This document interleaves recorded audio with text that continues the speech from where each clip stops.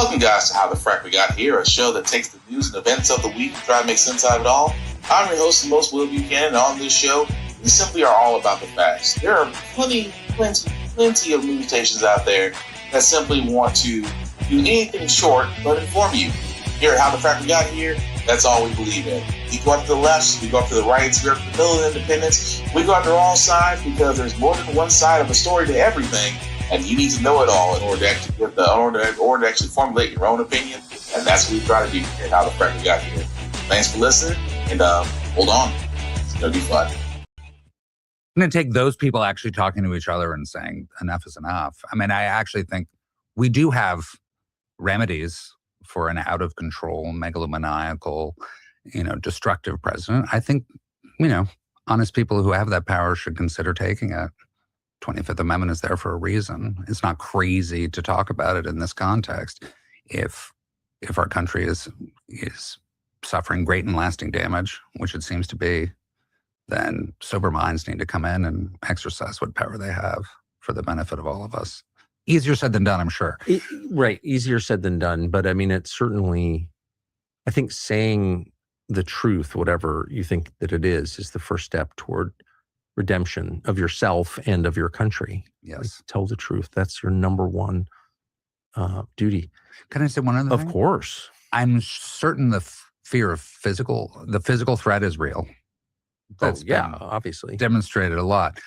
But also, if it's shame, if there's blackmail material as there is on so much of our elected officials, if there isn't Trump, it's like, I'm sorry, you've demonstrated that you don't have any personal shame. I mean, you've demonstrated that a lot. You persevered through all of these accusations of disgusting personal behavior. How shocking is it really if there are pictures of you doing compromising things? Not very. And it doesn't even matter. Like, actually, I hate the term, but sack up. Yeah. Like, really, again, it comes back to the obligation that he has, not just to Donald Trump, to everybody else in the country, well beyond Donald Trump. Who cares? He can survive.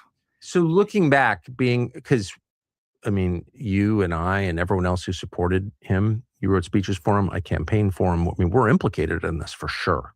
Yes. It's not enough to say, well, I changed my mind, or like, oh, this is bad, I'm out. It's like, in very small ways, but in real ways, you and me and millions of people like us are the reason this is happening right now. Yes. So I do think it's like a moment to wrestle with our own consciences. We'll be tormented by it for a long time. I will be. And I want to say I'm sorry for misleading people. It was not intentional. That's all I'll say. But anyway. Oh, miss me with that one. It's not your intention. And that, you admitted off the bat that, well, I campaigned for him. I wrote speeches for him. And I was pretty much his fluffer on the way to him getting the White House. And now you realize you created the monster and you were like, oh God, I probably shouldn't have done that.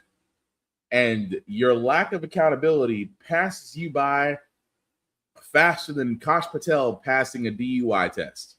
Yes, I said it.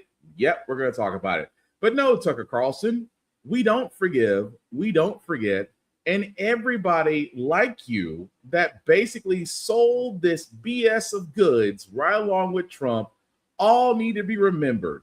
And no, we're not going to forget because you were too freaking busy blowing his ass, trying to sit there and convince the American public and to keep that gravy grift train going.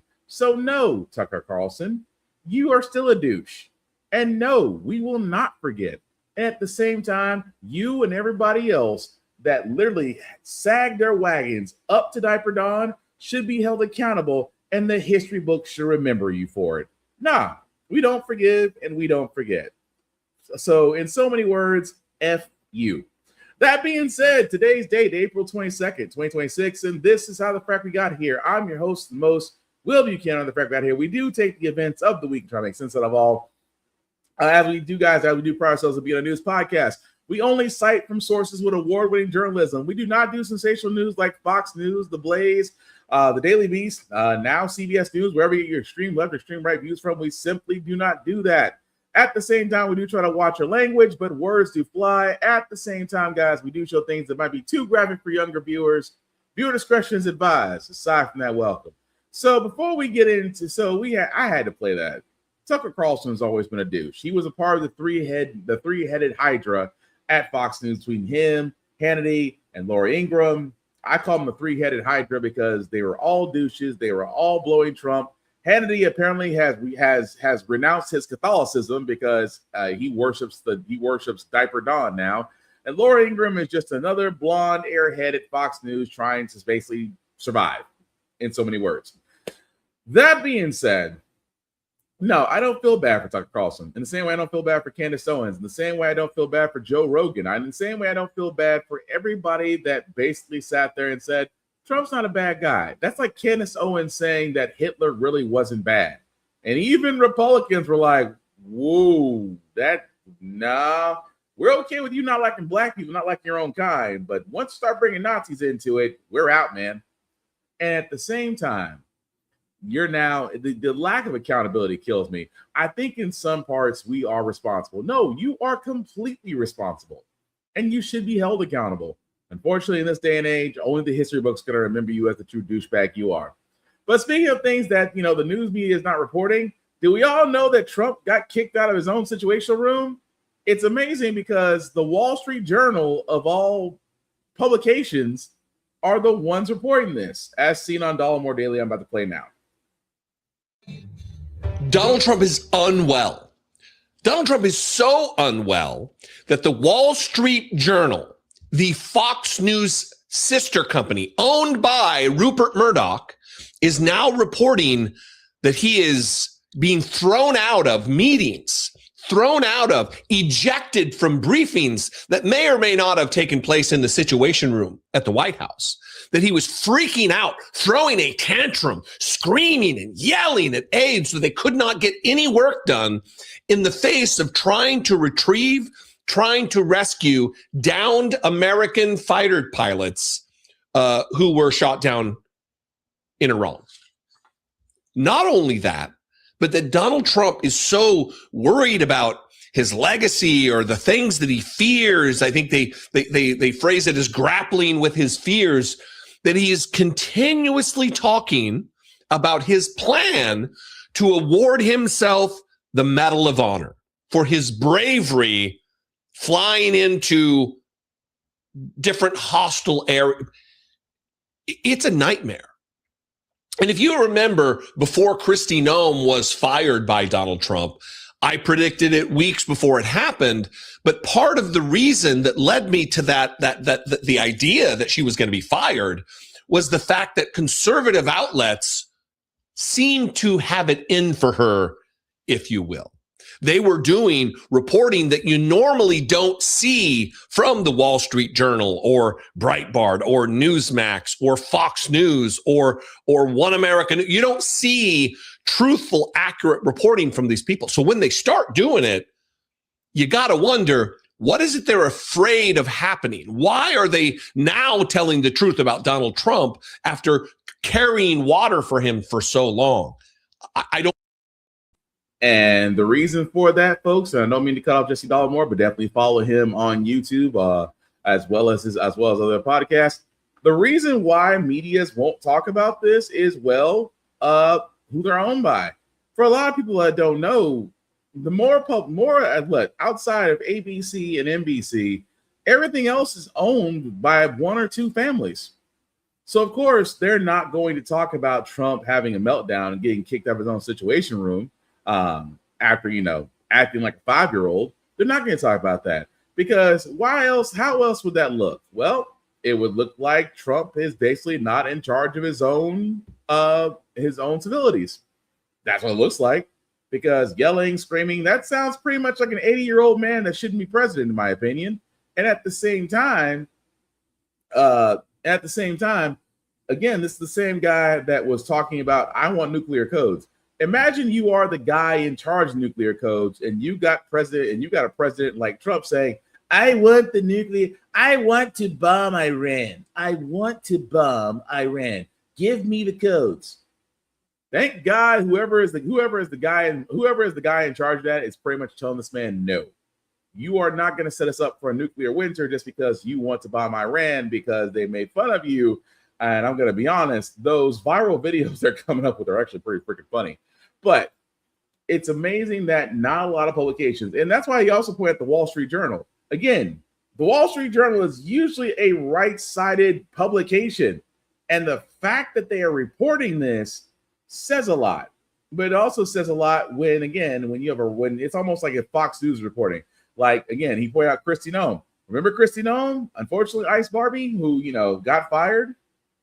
Well, for all those that don't remember, everybody turned on her. Fox News turned on her. That's a dead giveaway.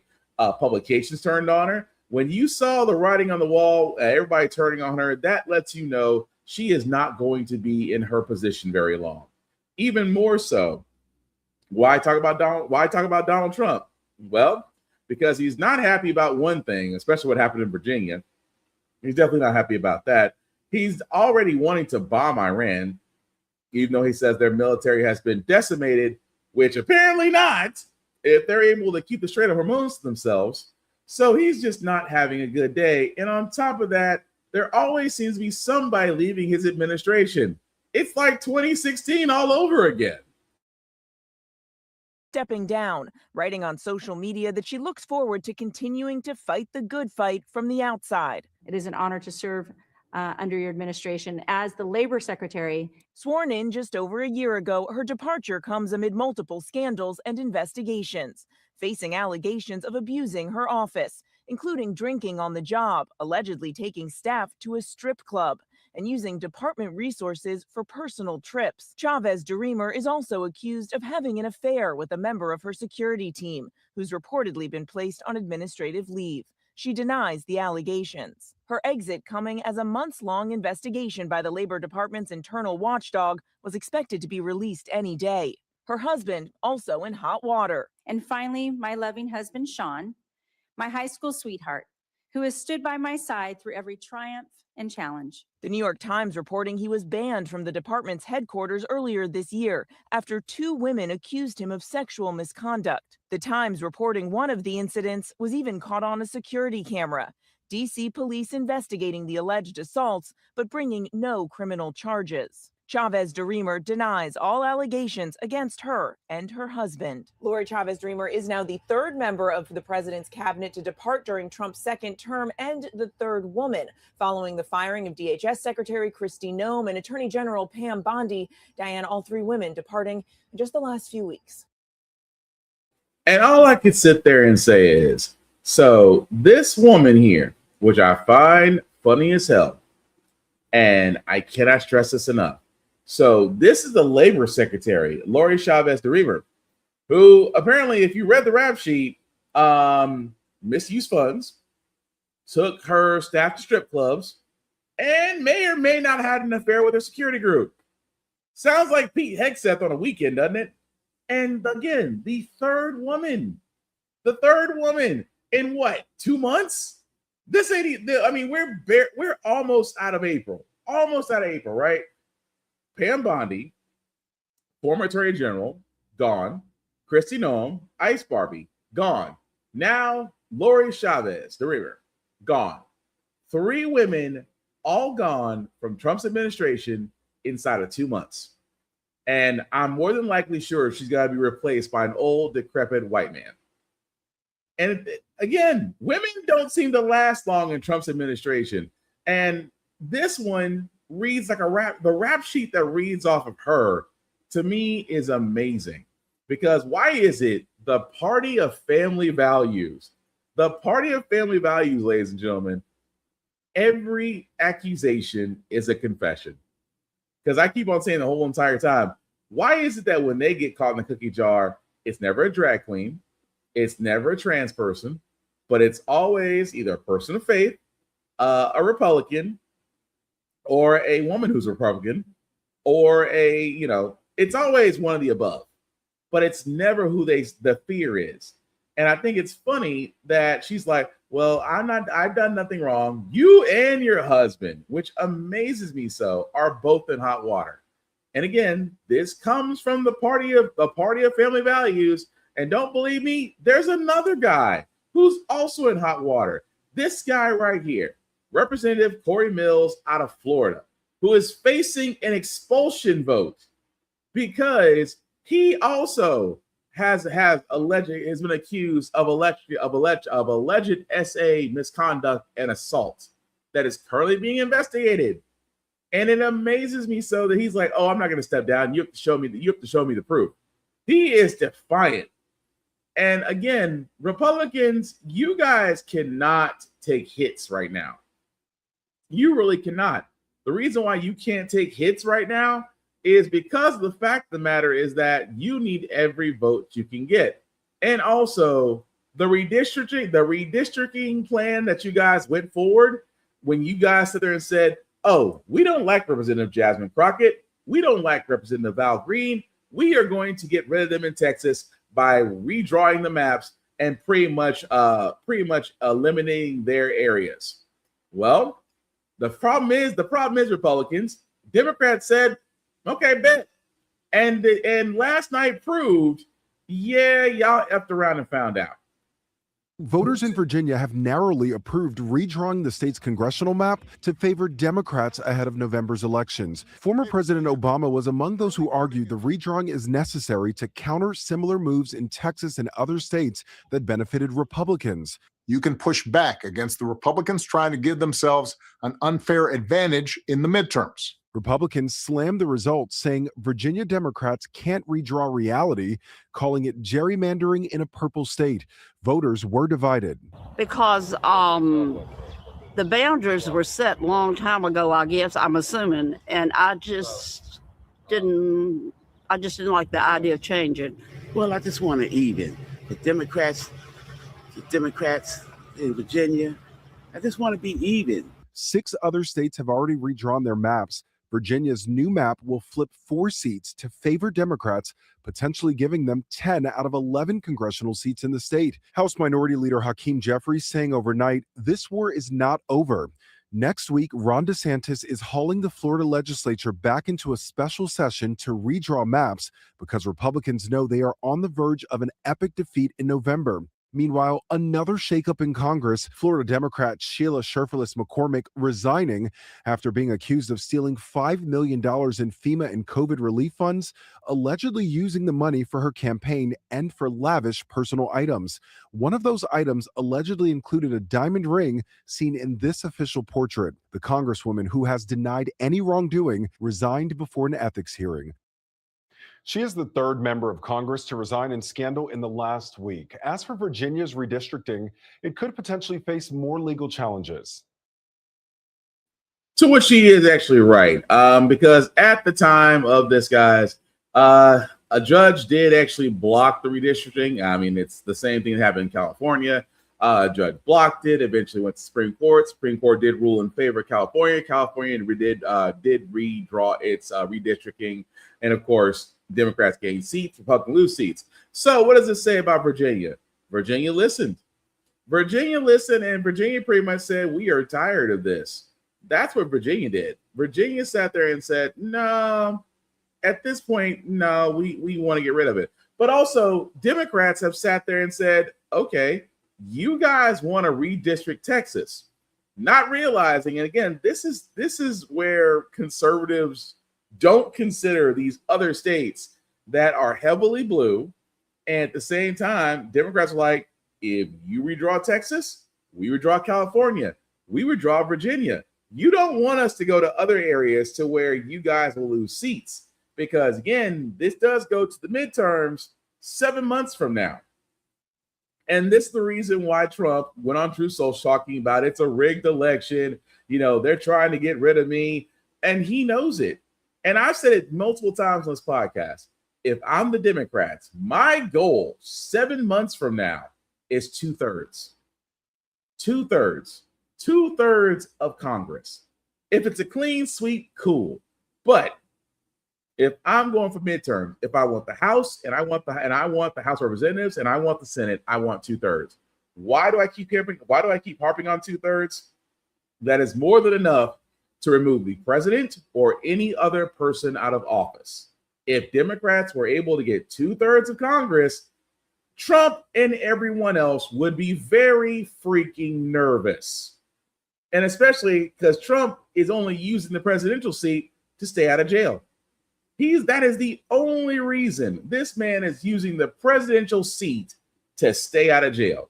He does not care. I mean, outside of enriching himself, which we'll get to momentarily, because a certain airline has decided, yeah, we're going to go with this. But here's the one thing I want to point out, guys, and I want to go back to the tape for a little bit. The reason why I want to go back to the tape is that you have certain individuals, and I want to go back to her for a second, because you want to know how conservatives keep their power and why people keep voting conservative. Listen to what this woman said when they asked her about redistricting. State voters were divided because the boundaries were set a long time ago, I guess, I'm assuming, and I just did. The boundaries were set a long time ago, I assume. I'm sorry. Uneducated, white, and probably been a conservative her whole life. That, ladies and gentlemen, is the Republican Party that they love so much, because voters like that are the reason why certain people are still being reelected, because they'll sit there and swear that's the way it should be. And at the same time, that's the reason why Democrats are being very smart about redistricting, about getting votes, because the judge can block it. It'll eventually go in front of another court case. This is just delaying the inevitable. Virginia is going to be redistricting. That means Democrats will have a 10-to-1 ratio in that state. And again, Republicans lose seats. They're going to be very, very freaking nervous come midterms, as long as the Democrats don't fuck it up. As long as the Democrats do not frack this up. And they still could. Why? Gas is $4, $5, $6 a gallon in some areas.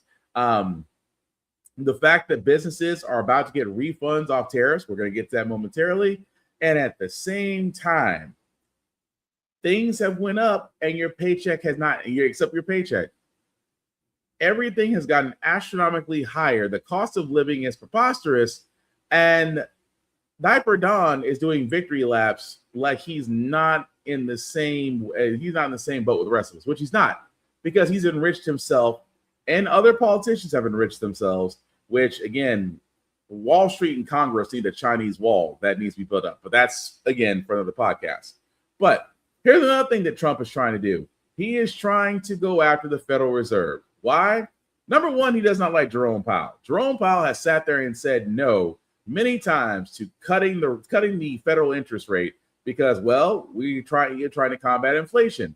Well, unfortunately, Jerome Powell's term will be ending next month, and Trump has already decided on who he wants that person to be in, and we all should be very concerned. Set to testify in a Senate confirmation hearing today. Kevin Warsh faces bipartisan opposition due to the unprecedented investigation into Fed Chair Jerome Powell. The Justice Department alleges Powell made false statements in a testimony to Congress about an office renovation. Powell denies the allegations, and even some Republicans have called the probe politically motivated. Now the probe threatens to derail or delay Warsh's nomination. ABC's Elizabeth Schulze is on Capitol Hill with the latest. Hi, Elizabeth. So what are lawmakers hoping to learn from Warsh during this hearing today? Well, this is a hearing, Diana, as much as it is about Kevin Warsh as about Jerome Powell, the current Fed chair. This is the first time we are hearing from Kevin Warsh since he was nominated to be the head chair of the Fed when Powell's term ends May 15th. And keep in mind, this is one of the most powerful jobs in the global economy, heading the institution in charge of setting interest rates. And Warsh is really going to try to make his case here for why he is best suited to take on this job at a critical moment for the American economy when we are seeing this concerns around inflation, which is number one concern for the Federal Reserve right now. But really overshadowing all of this, Diane, is the reality that the current Fed chair, Jerome Powell, is under this investigation by the Justice Department, and that a Republican Senator, Tom Tillis, has said he will not move forward with Warsh's nomination until that investigation into Powell is dropped. And at this point, Tillis has stood firm in that, Diane, even though there has been support from many Republicans for Warsh and for his nomination. That looks to be held up until there's any sort of movement on that DOJ investigation, which, by the way, President Trump has doubled down on and said that the DOJ basically should continue on with that investigation into Powell. They claim that it is over the building renovation costs for the Fed's headquarters here in Washington. But what Powell has said publicly is that that investigation is really just a pretext to investigate the Fed because it has not lowered interest rates as much as President Trump wants. And Elizabeth, some are also questioning Warsh's independence from Trump. I know you just spoke to Senator Warren about that. What is she saying? Yeah, this is a concern that Senator Elizabeth Warren has made very clear. She's worried that Kevin Warsh will essentially just carry out the orders of President Trump if he is confirmed. It's no secret that the president wants lower rates. Here's what Warren told us when we asked why that matters for the rest of the economy. Kevin Warsh can come in today, the nominee, and say whatever he wants to say, but he's not going to change the fact that Donald Trump has already said repeatedly that the only way anybody was getting that job was if they were going to do what Donald Trump wants them to do. And the reason that matters is an independent Fed is a Fed that makes decisions as best it can based on the economic data. Not someone who's there to be a political actor. Kevin Warsh, Diane, did serve on the Federal Reserve Board of Governors. He's already been in this institution for many years, including during the 2008 financial crisis, and has defended the importance of the Federal Reserve making decisions that are independent of politics. But he's also called for reform at the Fed and regime change. Going to be a lot of questions from senators about what exactly he means by that, Diane. So, long story short, yeah, that's the fear. The fear is this individual, Kevin Warsh, that if confirmed, he will be the chairman of the Federal Reserve. And yes, if you don't think for 1 second that Trump has not given this man his marching orders and said, cut the interest rates down. If you don't think for 1 second that's not going to happen, I got some beachfront property in Ohio I want to sell you, because that's his marching job. It's just like what happened in Fulton County. What happened in Fulton County when they removed Penny Watts as the DA, when they removed her, and they put in a new DA. And this was the case of the election interference in Georgia. Once they removed her and they put in a new DA, what did that person do? Close the case, tossed it. Why? Because he was given his marching orders. Don't think for 1 second, because what's going on with Jerome Powell, although, again, anytime the Justice Department had the Department of Justice under Bondi and now under a different person now, if you think for 1 second they got a case, they don't. They tried to go after Letitia James. Letitia James laughed their asses out of the courtroom. They tried to go after James Conroy, the former FBI leader of the FBI, former director of the FBI. Laughed his ass out of the courtroom. So you think them going after Powell for quote unquote mortgage issues, good freaking luck. At the same time, I'm glad that they're not moving forward with the confirmation on this guy, because yes, his whole thing will be to do whatever Trump wants to, because much like the Bureau of Labor and Statistics, much like the Federal Reserve, they're not serving a political party. They are independent of political parties and only serve Congress.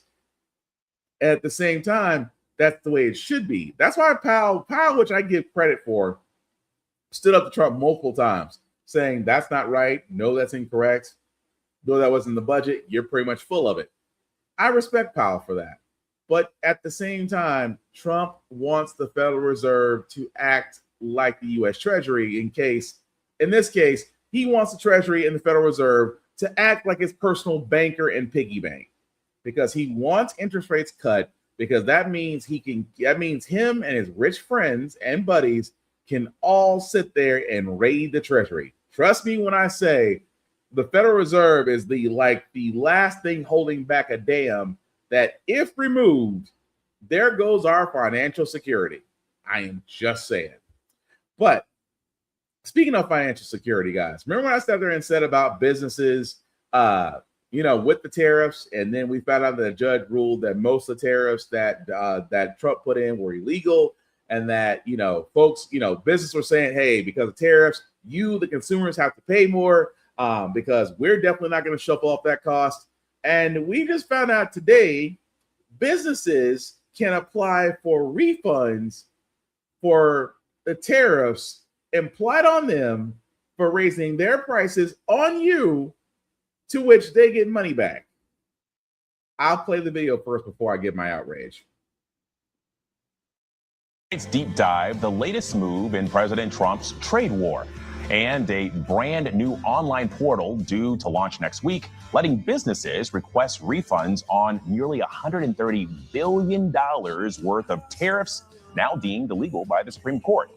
Our Elizabeth Schulze is here to help break it all down for us. Elizabeth, good to see you in person. Always good to see you, Alex. And look, I mean, this is something that it's got a lot of headlines, it's getting a lot of attention, but it's important to note that this is specifically for businesses, not necessarily for consumers that were caught up in some of these high prices because of tariffs. Yeah, unfortunately, if you order something online and you got a bill like from FedEx or UPS and it said tariff on there, you're not going to be able to get a refund quite yet, at least based on what this is launching on Monday. So this is through the CBP. Basically, what it's called is a website. It's a portal called CAPE.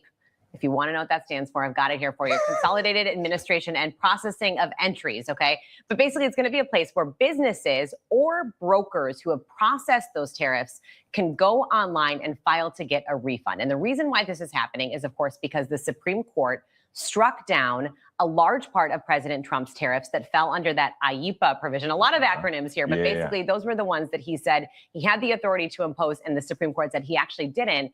And the court kicked it back to a lower court and said, figure out how to get this money back to businesses. So this is now that process officially kicking off on Monday, where businesses and those brokers who paid tariffs can start to apply to get those refunds back. Well, and let's talk about big picture policy here, because the president has touted these tariffs as really kind of improving our trade deficit, right? Yeah. And so $130 billion now potentially going back to some of these businesses, that really impacts that. Absolutely. This is money that the Trump administration said it was using to pay down the debt or deficit and actually to try to boost whatever programs really they could justify because of that money. Well, now they got to pay that money back. That is money that the government doesn't have.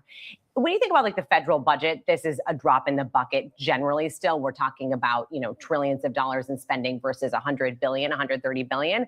For businesses, though, especially small businesses, this does make a difference. A lot of those businesses were paying significant tariffs and felt like they were in a place where if they can get that money back, maybe that does change some of the decisions they can make. The problem here with this portal is that you have to be proactive about it. You have to go on and file. You have to figure out how much you owed. This is not going to be an automatic process for them. Yeah, certainly have to be active in advocating for yourself here. But you brought up those small businesses, and I know you've been in touch with a lot of them. Okay, so what are they telling you? If they apply for this and they get those tariff refunds, if you will, does that mean that prices are going to come down for their consumers? You raise a very good question, because the question becomes, okay, so I paid more to buy furniture from a company that sold me furniture. Does that mean if they get a refund, I get that money back? And that is not necessarily the case. There is no sort of process in place where if you paid more, the company then contacts you and says, hey, yeah, you actually get some money back now.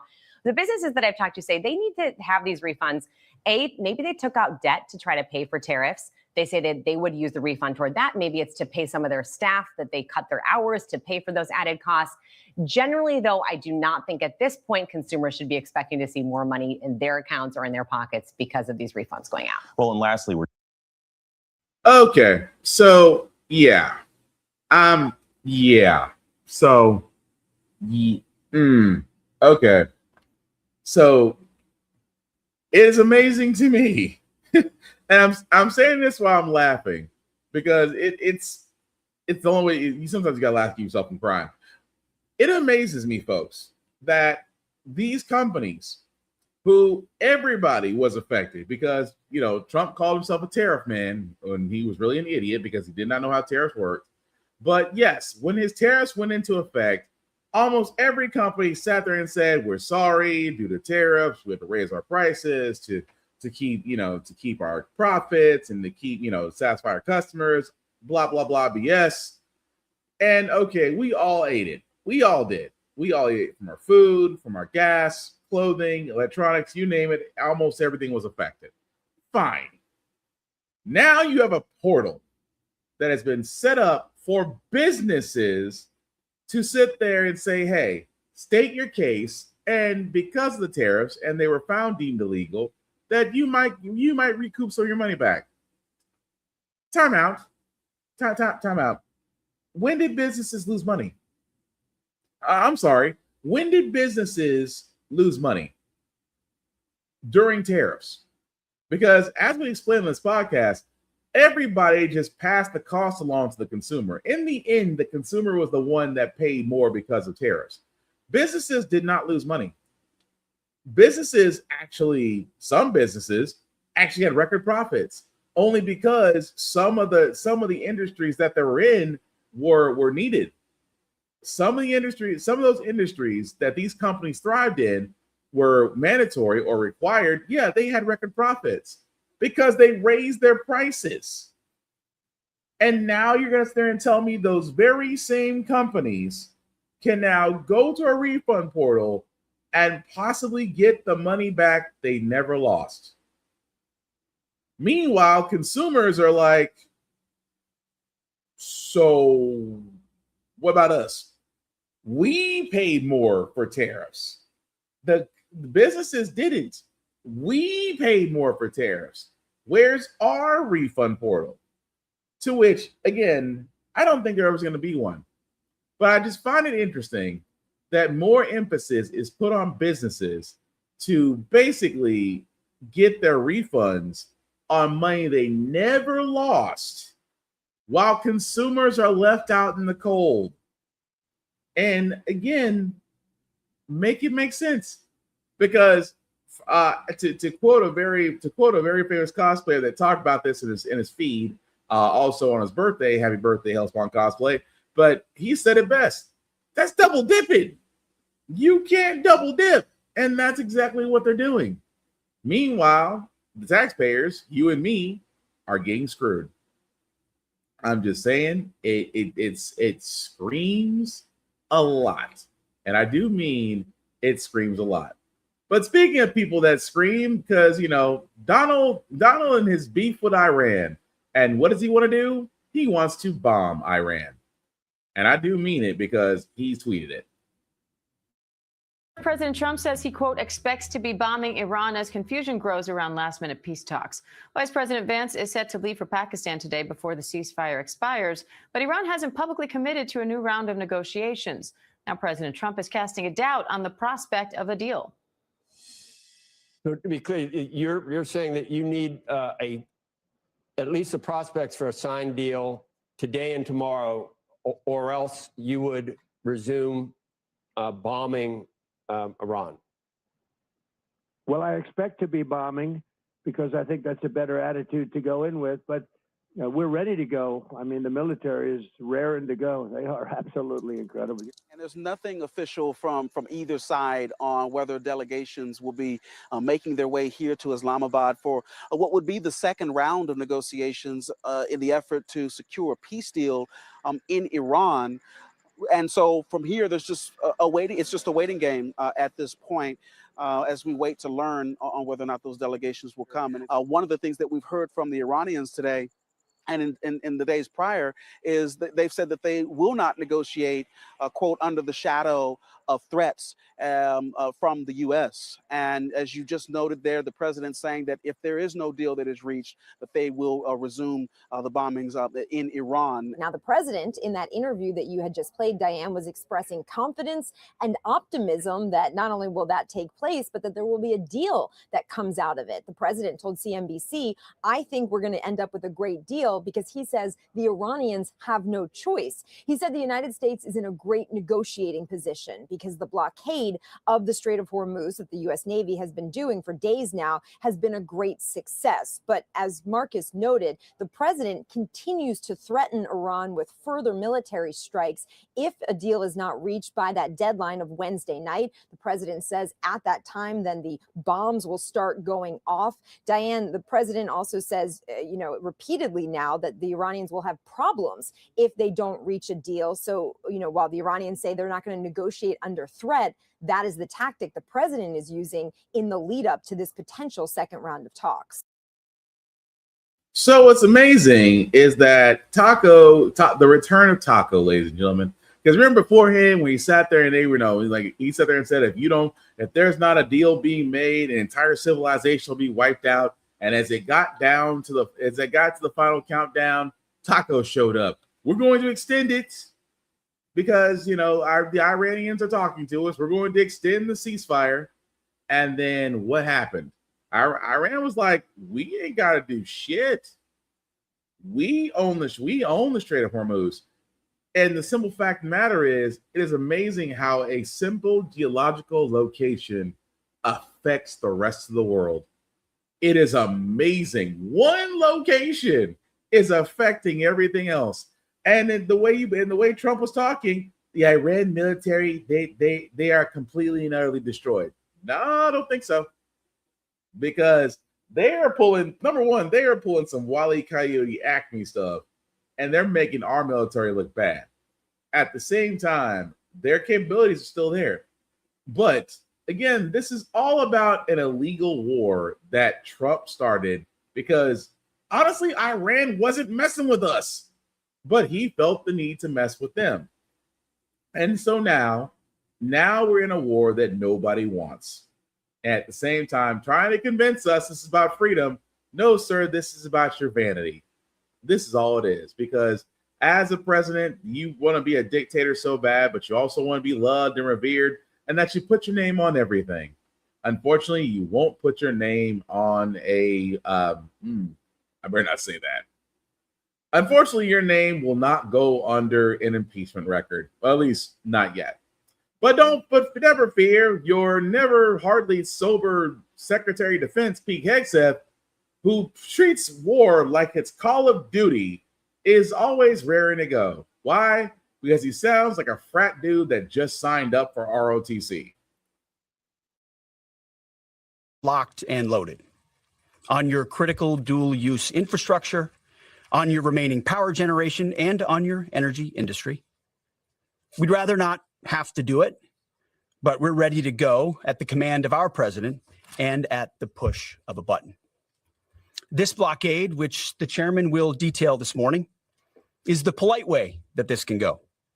Your energy is not moving and will not move, and we can do this all day.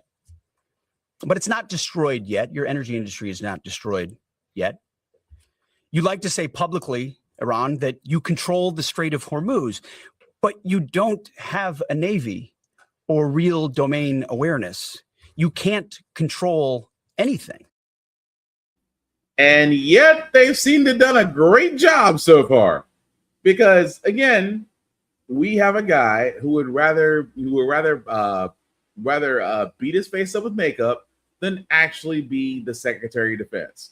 And the fact that he's saying and telling Iran, we're not going to mess with any of your stuff, it doesn't help you. Iran, you know what kills me about this? The Iran state news and the actual government has been more quiet as Hegseth and Trump and everybody else squawks on about, oh, they're on the ropes. They just don't know how much trouble they're in. We could go in and take them out anytime we want. Go ahead. See, here's my thing. Iran, understand for the rest of us, we know we ain't got no beef with you. But it is amazing to me how Hegseth and others are trying to dress up Iran like they're on the ropes, that they could go at any time, that they must be taken out, and yet Iran is flourishing. And it is amazing to me that one half of Trump's liquor cabinet has the unmitigated gall to sit there and say, We are locked and loaded, sir. This is not the lobby waiting room for Call of Duty. This is real life. Even more so to the point to where he had another high-level officer leave. However, this officer had no experience, also being SecNav or Secretary of the Navy, and that this man left immediately. I wonder why. To some breaking news now. In just the last few minutes, we're learning that the Secretary of the Navy, John C. Phelan, is leaving the administration effective immediately. He'll be succeeded by the Navy's Undersecretary, Hung Kao. The Pentagon saying they're grateful to the Secretary for his service and wish him well in his future endeavors. Phelan was the first Navy Secretary in 15 years with no experience in the armed forces and was previously a businessman before joining the administration. And that alone should tell you everything you want to know. The fact of the matter is this man has left was a businessman. No naval, no armed force experience whatsoever. Secretary of the Navy, admitted under Trump's cabinet, and apparently must have had a line he wasn't going to cross, because that's the way it's been for a lot of these high-level military officers outside of SecNav that just left. They are not going to do it. They are not going to do what Hegseth wants. They are not going to do what Trump wants, and that is beautiful. At least we know that it's not blind loyalty, especially with the guy with the nuclear codes. He sat there and told Trump no. So right there, that gives us a little bit of hope. But at the same time, not only women, but high-level military officers are leaving this man's forest fire of a cabinet. And that alone should say everything. But keep in mind, I did say one half of the liquor cabinet. I'm going to start calling Trump's liquor cabinet. Why? We already knew Hegseth has a problem. But Kash Patel, the current director of the FBI for now, seems to have a little bit of a drinking problem. Tonight, a battle over reputation and reporting. You want to attack my character? Come at me. Bring it on. I'll see you in court. Today, FBI Director Kash Patel filed a defamation suit. Let's just stop it, because I don't know who's more drunk, Kash Patel right now or the way this video goes. So I'll go ahead and sum this up for you guys. Kash Patel was allegedly barred in his office, allegedly drunk, to where his security and his staff was able to get to him, and they had to breach the door. Anyway, this was actually brought up by columnists that the FBI director not only being MIA, but heavily inebriated. Kash Patel has decided to sit there and say, no, that's defamation, that's slander, and we're going to hit you with a $250 million lawsuit. Here's the problem with this, Kash Patel. Off the bat, that you were already seeing with the USA men's hockey team literally downing beer after beer when you actually should be helping to secure America. You were drinking. At the same time, you couldn't be found.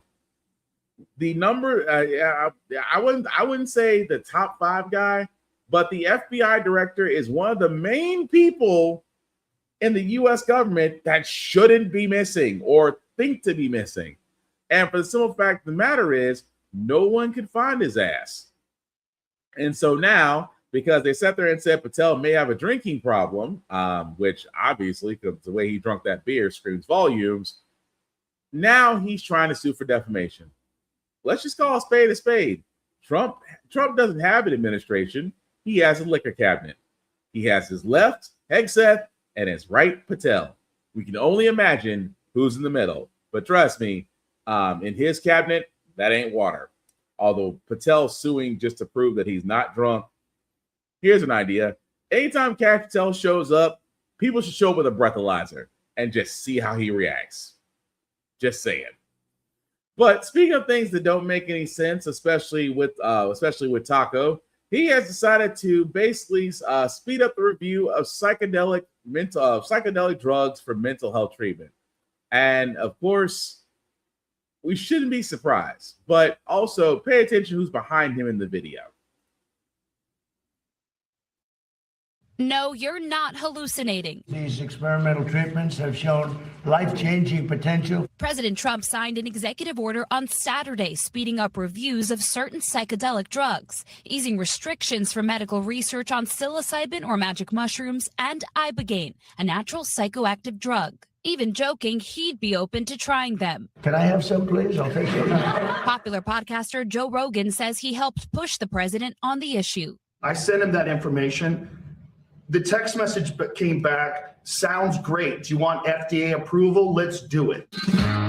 It's a far cry from the 1970s when Richard Nixon declared war on drugs. Public enemy number one in the United States is drug abuse. While psychedelic drugs remain banned federally, some states and localities have decriminalized possession and use, though researchers say there are serious potential safety risks. But a growing movement of veterans and advocates have pushed for more research into the drug's potential medical benefits. Professor Alex Kwan studies psychedelics and their effect on the brain at Cornell University. If you think back into the 1970s and 1980s, I think these drugs are viewed negatively. But I think, some of that could be not fully warranted. And I think now we're seeing more research and science into these drugs to explore their potential positive benefits. News some combat veterans like Joshua Wall are glad to hear. Spent time in both Iraq and Afghanistan. Wall says he turned to the VA when he returned home in 2009. He was suffering from PTSD and spinal injuries. I proceeded to go ahead and get on all the various medications that the VA prescribed to me. Tried that for over a period of 2 years, and it made me a shell of a human being. 10 years later, the husband and dad tried microdosing on mushrooms. Would you say that psilocybin healed you? Very much so.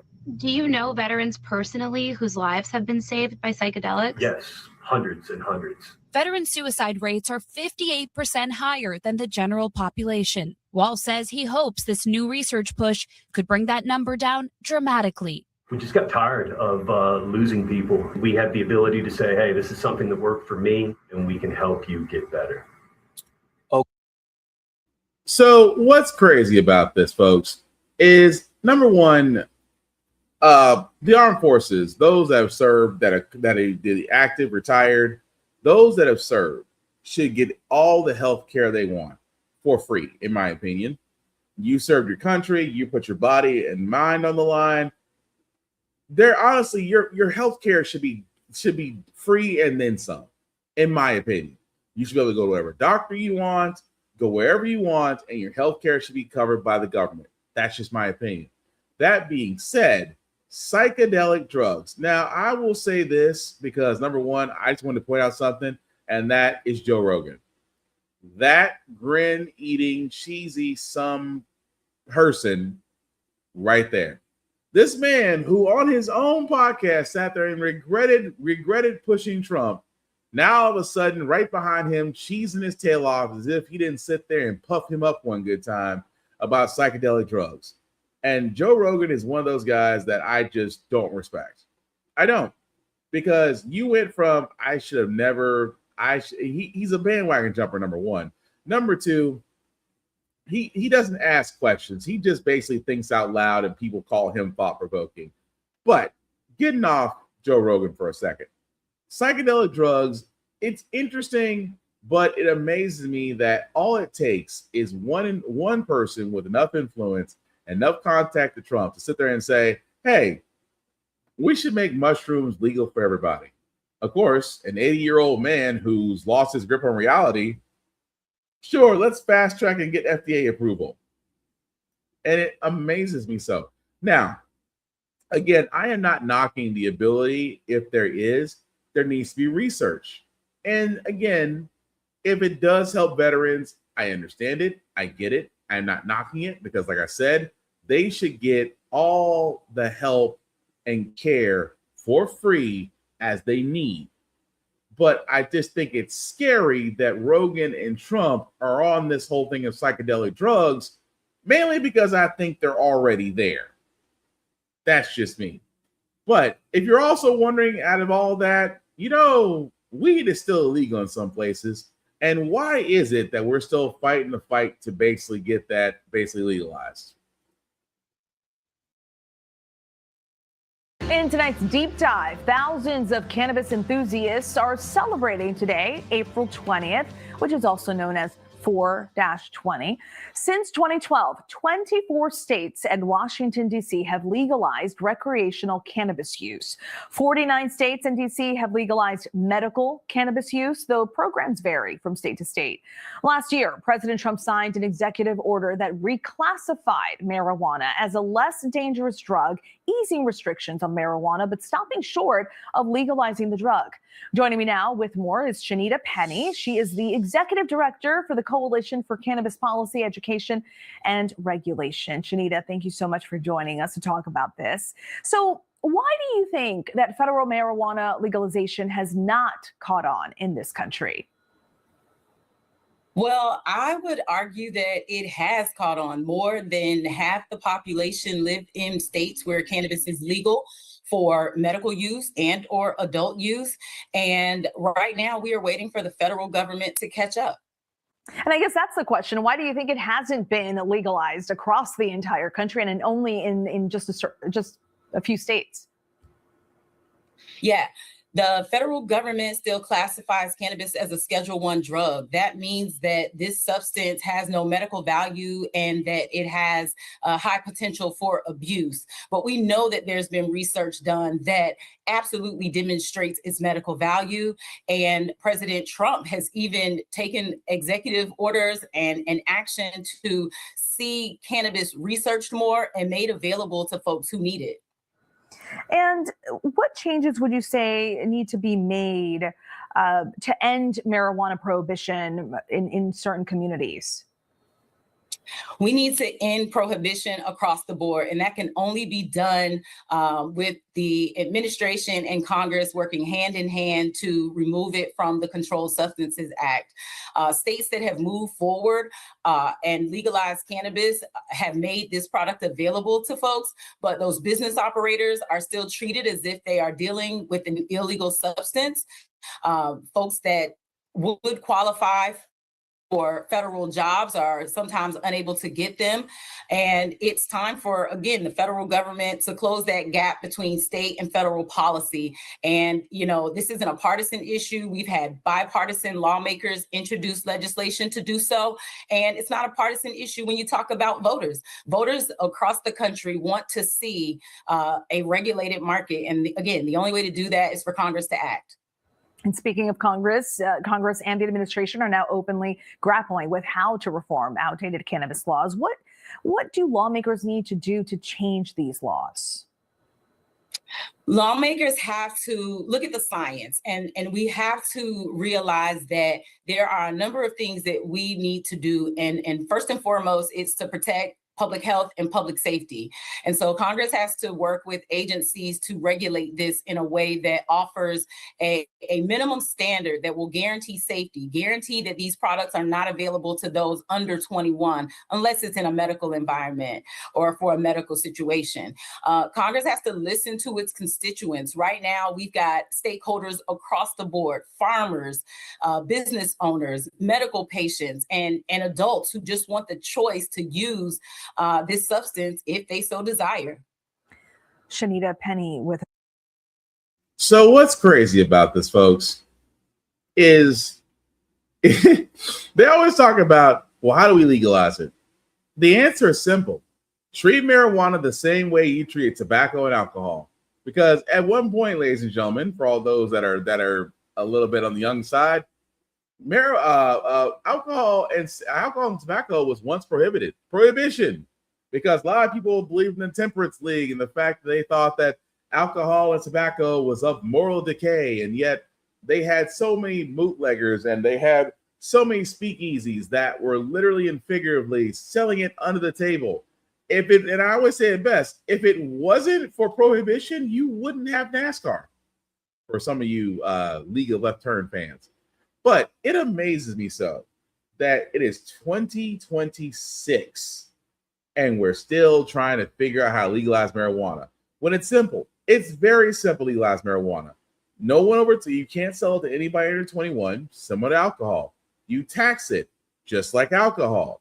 You take it off the list of things that could pop up in a drug test that might keep you from getting employment. Because let's be honest, there are multiple applications for marijuana, not just medicinal, but also in the mechanical area as well, for that plant. And at the same time, let's not forget that every state that has embraced it, booming. Colorado just a name one. I always say Colorado because they made weed legal and they've been a cash surplus since. And at the same time, we do need to allow for weed, and also weed businesses can't carry bank accounts. That's why a lot of them have to carry cash on themselves. So again, that tells you something, that there needs to be a change. That also, it means the war on drugs is bullshit, but at the same time, marijuana can be legalized, and it can be legalized, it can be governed easy. The problem is they don't want to.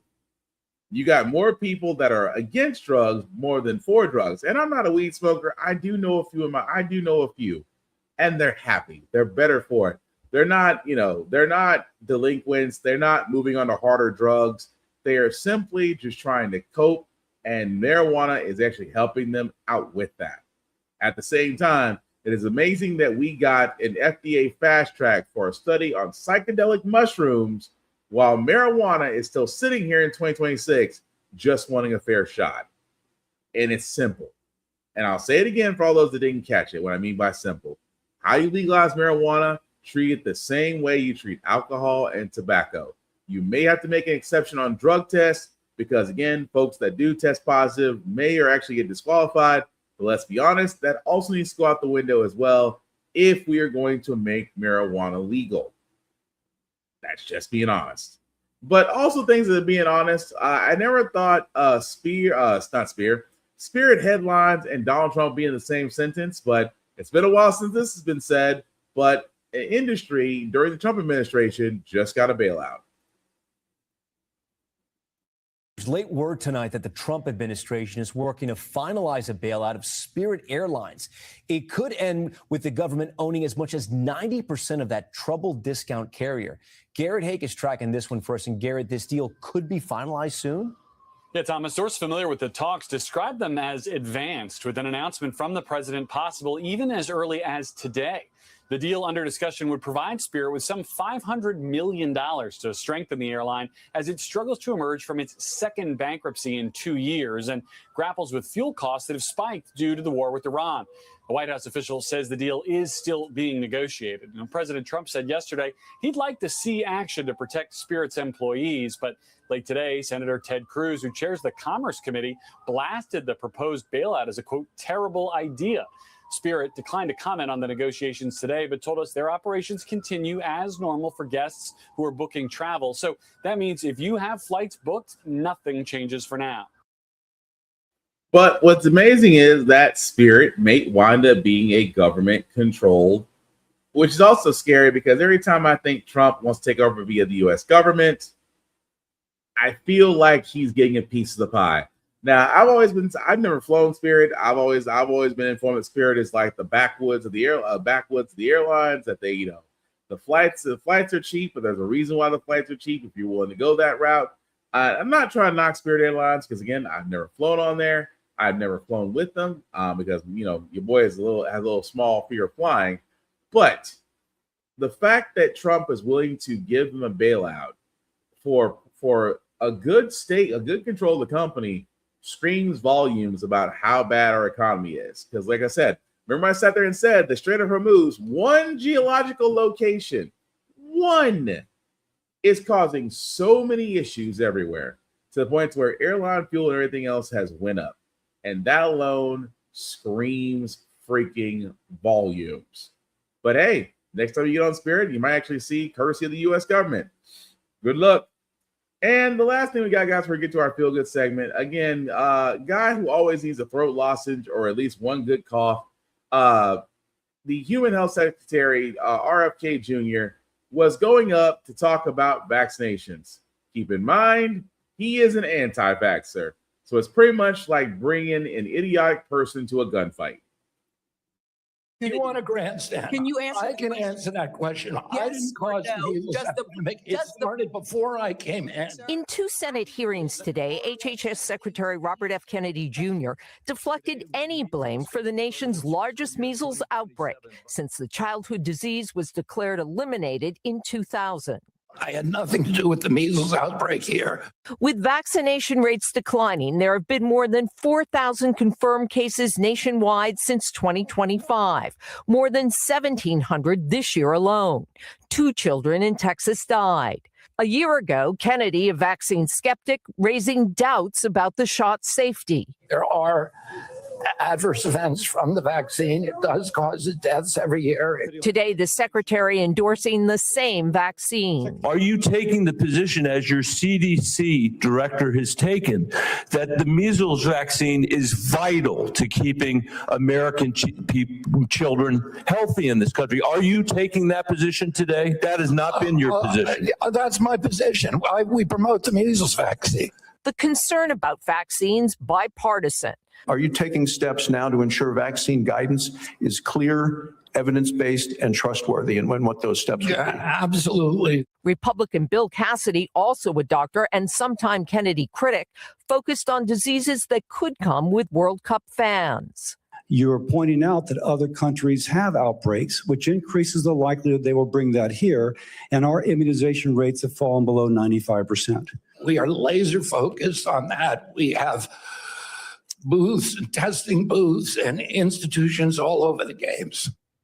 All right, with that, Ann Thompson joins us now live. And I know you're tracking news of a CDC study about the COVID-19 vaccine. Yes, in fact, tonight, Tom, an HHS spokesperson confirms to NBC News that the acting head of the CDC stopped the publication of a study showing the COVID vaccine dramatically reduced the likelihood of emergency visits and hospitalizations. The director had issues with the study's design, which found those odds were cut in half by the vaccine, Tom. I just find it funny that whenever it becomes RFK and asked about vaccines, keep in mind we covered this last year. The measles outbreak that happened in Texas and in South Carolina. That this is after RFK decided to redo the CDC, redo almost everything because the people that disagreed with him and sat there and said on that list of controlled vaccines that kids do not need the measles vaccine. And what happened? Idiotic parents did not inoculate their children. What also happened? Measles cases shot up. And it's amazing to me that while on Capitol Hill, he's like, I'm not responsible for that. I'm like, dude, just cough one good time and clear that out. But yes, he is responsible. He sat there and wanted to reduce the number of vaccines that children get at a young age, because again, these are vaccines that prevented outbreaks that would have taken out us back then. But thank goodness we get vaccines now that help us to avoid all this. Until you get a guy like RFK to come in the office and sit there and say, hey, you guys don't need to get this. Parents, anti-vaxxer parents who were idiots agreed. And now we're 4,000 cases deep. Do you see how the effect of one individual seems to just spiral into others, and then you have 4,000 cases of a disease that we thought we had nicked? Yes, RFK, you are responsible for it. No matter how many throat lozenges or recalls you try to take down, you are responsible for the outbreak that we're dealing with right now. But we're going to move on to our Feel Good segment, because usually how the fact got here, we do cover a lot of things that are doom and gloom. Sometimes they can use faith in humanity, but hey, it's Wednesday, tomorrow's Thursday, hump day. We will leave you guys out some good vibrations, and hopefully the Boston Marathon and what happened there will do just that. I always loved covering the Boston Marathon as a reporter, so much heart. But this year, this moment is really quite something. Tonight, the incredible moment at the Boston Marathon, now seen by millions. Right near the finish line, that's 21-year-old runner AJ Haradasi, struggling to finish. His first time running the Boston Marathon. He's from Massachusetts, and he's been dreaming of running the marathon since he was a boy. AJ crouching down, then standing, taking a step, and then falling back down. But the crowd encouraging him, falling 4 times on his back when suddenly he sees another runner coming toward him, reaching out his hand. That runner, Aaron Beggs, helping AJ to his feet, the crowd cheering. And then watch this as AJ starts to fall again. Now another runner comes to help. Robson Oliveira, both men now holding AJ up. All 3 running arm in arm to the finish line. Watch the left side there, all 3 men, strangers until this moment, crossing the finish line together. And right here tonight. Hey, David. AJ telling us he's doing well. He's grateful for those 2 men who saw him in need and helped him across the finish line. Aaron reached his arms out. Robson supported me on the other side, and 2 strangers helped me up when they had no reason to do that. And I'm just truly grateful for all of it. And joining us too. Hi, David. That first runner, Aaron, who stopped to help, celebrating the marathon victory for all 3 men, celebrating with his wife, Ruth, and young son, Thomas, who's holding on to Dad's medal. We're all on a journey together. We want to get to the finish line. We support each other. We all need help, and it's nice to be nice. You never know when it's going to be yourself. So true. Boston strong, America strong, 3 strangers. And pretty much he's right. Doesn't take much to be kind. Takes 0 to be kind. Takes a lot to be a dick. Just saying. But definitely wanted to show that because, number one, if you can run the Boston Marathon, you are in some great shape. I wish I was, but I'm working on that. That being said, guys, that's going to do it for this podcast. Thank you all for liking, for watching, for letting people know this is live. I certainly appreciate that. Shameless plugging as we usually do before we get out of here. Shout out to APR TV. Why? Because How the Frack Guy we can see on APR TV. It's an app that's on the Roku channel device as well as Amazon Prime, Amazon Fire. So again, my show along with others out there, definitely take a look. You will not be disappointed on APR TV. BlurStation.com. I keep telling you guys, talked about it now for going on 2 years. As the launch gets closer, you definitely want to join this train before it leaves the station. Music, television, animation, you got it, they have it, and trust me, it is going to be the content that does not go away. This isn't like Netflix or Prime or any of those other streaming sites that are becoming cable. This is a place you definitely will be welcome to. $10.99 a month on Blur Station to stream, and Blur Station can stream on all smart devices. Definitely check it out. Also, check us out, How the Frack Got Here on YouTube. Literally type in How the Frack Got Here podcast. My page shows up to where you can like, share, also subscribe, hit the notification button whenever we do go live, when the show gets uploaded. And guys, I cannot thank you enough because none of this can be done without you as we try to grow this page and get the mission going. So for all those that have already done that, thank you. If this is your first time watching, guys, please like, share, and subscribe. I certainly will appreciate it. Also, check out Blurred's Eye View with myself and my other podcast brethren every Tuesday and Thursday. Talk about everything in the world of nerds and blurs and pop culture, as we will definitely be back tomorrow on Thursday at 8:30-ish. But definitely check out Blurred's Eye View on YouTube. And if you'll scroll down, you'll be able to follow us all there. Room full of Blurs. She covers independent comics and indie artists every Sunday at 7 p.m. Geek by Heart, the famous couple there of Jay and Lenny that cover movies and video games as well as do streaming. Tafari TV Gaming, Tafari TV's second gaming channel where he covers modern and retro games, and he does so from a treadmill. He is definitely the originator. Our other show, the Give It Podcast, every Friday at 8:30, is which we do also cover video games and news of the week as well. My show, How the Frack Got Here, Navy Montel of BlurryCon Speaks, in which he does have dope conversations and interviews with cosplayers as well as gaming of his own. Our other show, who actually handles lore looter shooters like Overwatch, Lore the Culture that handles comics and everything Hollywood, and of course Tafari TV. You can definitely follow him there. And of course, last but not least, who's not shown here, Whoop-de-freaking-do and Fresh Press by Z for all of your nail needs. Also, guys, our audio can be found whatever there's Spotify, whether it's Apple. I think Google Podcast is finally gone. Google Podcast is finally gone. But for Apple, Spotify, any other place that you actually do listen to us or watch us, you can definitely find us there under How the Frack Got Here. And then again, I appreciate it so much. I cannot stress enough, guys, that the world is changing. But please protect your mental. Your mental is just as important as your physical, because the mind does, the body follows. There's plenty of help and services out there. Please take advantage of those before you reach that last resort, because you're wanted, you are needed to add to the song of life that we're all dancing to. At the same time, Black men, go to the doctor.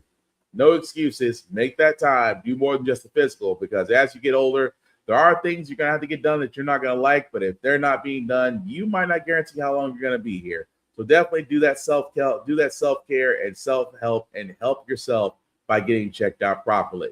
Also, don't doom scroll. Right now, it's like spring. We skipped spring and went into summer because it was like 80 degrees here in Nashville. So if you're outside, guys, go enjoy the weather, touch some grass, don't doom scroll, put down the phones, the electronic devices, and just enjoy life and be a kid again. Enjoy and have that happy joy where you were happy to go outside, happy to play with your friends. Leave the devices down for a second and just embrace it. Trust me, you will be better off for it.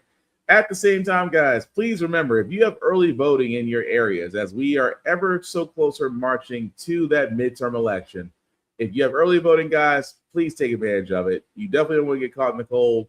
Also, make sure of everything that you need to do because, again, the Republicans will make it harder for you to vote. And trust me, they are trying to move the goalposts as we speak. But be informed, be knowledgeable, and trust me, you'll be better off for it because, hey, 7 months from now, it's going to be an interesting and wild time. That being said, the last thing is we have the Frack got here, guys, while staying informed. We are not trying to reinvent the wheel. We are simply giving you all the information allowed to make up your own mind. We also do provide a lot of perspective that goes along with it. We do better as a society once we're informed. We're progressive. We move forward. We try to right the wrongs of our past and making decisions now that we should have done back then. Like electing our first Black woman to the Supreme Court, electing our first Black woman as Federal Reserve Governor, maybe one day electing our first Black woman to be called Madam President. All great things. When we don't learn from history, we are doomed to repeat it. That's why we keep asking ourselves, why does everything go up on our paycheck? Why are we electing different politicians but still the same old game in Congress? And most importantly, how the Frack we got here. Thank you all for watching, guys. Please take care of yourselves and each other, and I promise we'll get through this. Live long and prosper, guys. I'm out. Peace.